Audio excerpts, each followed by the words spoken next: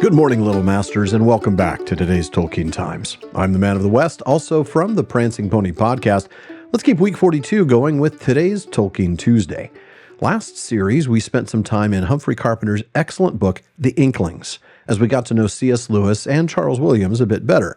Now, we will get back to that and them again sometime in the future, but for now, I want to return to the revised and expanded letters. But this time I'm going to move forward and focus on letters around the time of The Lord of the Rings. Now, we'll start with the briefest of letters on November 12th, 1952, as Tolkien writes back to Rayner Unwin. Now, he had just confirmed that Allen and Unwin would indeed like to publish The Lord of the Rings. Interestingly, and as we talked about all the way back in Series 1 of the TTT, Unwin had expressed a desire to publish the books under a profit-sharing system, meaning that there would be no royalties at all until the publisher's costs had been covered, but then they would split the profit 50-50. That turned out to be a very lucrative deal for Tolkien, but he certainly couldn't have known that at the time. Anyway, Tolkien's letter at this point is so brief, I'll just read it in full. Dear Rayner, it was extremely kind of you to write. It has, of course, cheered me immensely.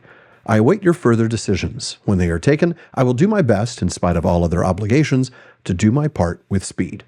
That's it. That's the whole thing. Now, those further decisions that Tolkien mentions here in the letter had to do with whether Allen and Unwin would publish The Lord of the Rings as a single volume or multiple volumes. Knowing that they'd have to price the book at £3 10 shillings, which is the modern equivalent of around $160 from what I can find, in taking inflation into account, meant that they were definitely considering multiple smaller volumes. Now, Tolkien's promised to do his part with speed. Well, he certainly tried. Moving on, I'm going to skip the new letters 135b and c as they don't connect to The Lord of the Rings, and neither does most of 135d, a letter that Tolkien wrote on March 11th, 1953, to Norman Davis, the then chair of English language at the University of Glasgow. Most of the letter has to do with how busy Tolkien has been, but how he had not forgotten his upcoming lecture at Glasgow, which he says will focus on Sir Gawain. At the end, though, he mentions something interesting regarding his very tight schedule. Specifically, my contract day for the delivery for press to Allen and Unwin of a very large manuscript is fixed for 25 March. Well, we know how that went. I also think it's interesting, by the way, that the contract date is the 25th of March, what we now celebrate as Tolkien Reading Day, and the day in Middle-earth on which the Tower of Barad-dûr fell and Sauron was destroyed. Now, as for how that deadline went, go back to Series 1 and Week 7's Tolkien Tuesday, when I read at length from letter number 136. The long story short there is that Tolkien wrote on the 24th asking for an extension and offering the first 2 volumes by the end of the month, just a week late. Still, as we then read in letter number 137, written on April 11th, it wouldn't actually be until the very next day, April 12th, that Tolkien would send the manuscript for the first volume. Still, that's more on time than the manuscript for our book was last year. Moving ahead to letters 137b and c, both written on June 5th. First, he asks Rayner Unwin, can you give me any news of progress? When you last wrote on April 14th, you said that I should be getting galleys in about 2 months. If you could let me know what to expect and what you hope for, it would be useful.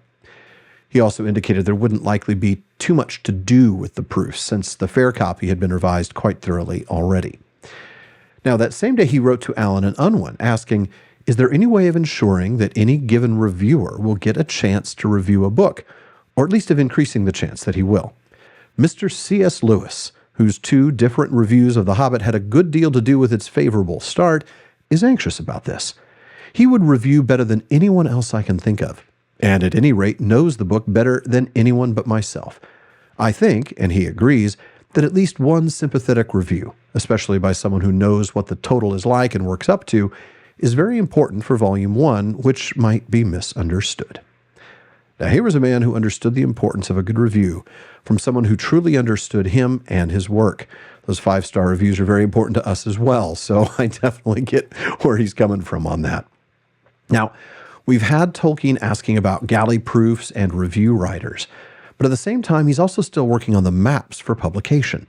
Letter number 140A was written to Rayner Unwin on August 31st. We're still in 1953. He's apologizing for not yet completing the maps, and he says, I found that it needed a complete rereading of the whole and the making of a rough index of place names and distances. Also, I am bothered about shape and scale. Well, of course he is. He pays attention to detail. He also expressed concerns about the way the physical dimension of the book would impact the map. The proposed form of the book seems to fit the geography very ill, he says. I should be glad of a little advice and help here. Maps were one thing, illustrations another. Letter number 140C was written to Allen and Unwin on September 23rd in response to Tolkien having been chased down for his approval on redrawn illustrations that had been sent to him 2 weeks prior. Now, he does apologize for having taken so long to review them, and he acknowledges, I should have done the original sketches more carefully and given more explanations, before he concludes that the execution of the copies is not, in places, very good. He goes into detail regarding the drawing of the doors of Durin, saying that it will have to be redone. He provides explanation about what needs to be altered, saying specifically of the inscription on the arch, I do not like the italics. I am no lover of written italics anyway, but these are not very good. The italics, no doubt, have come in because of the note in red in my hand on the margin of version B. Essentially, his initial plan was to have the drawing stop at the foot of the pillars, with the explanation printed in italics underneath. But if the words were to be seen in the drawing itself, then no italics. Now, as we can see in the final version, his original idea was followed. The translation was printed in italics below the drawing itself. He also has a few things to say about the red letters, that's regarding the ring text in The Shadow of the Past. He says it was his fault, and that he'll provide a revision that he is optimistic will suffice, though of course still not good enough to represent Elvish work. I disagree, Professor. The letter goes on, including a bit on the inscription on Balin's tomb, which Tolkien says is not very satisfactory.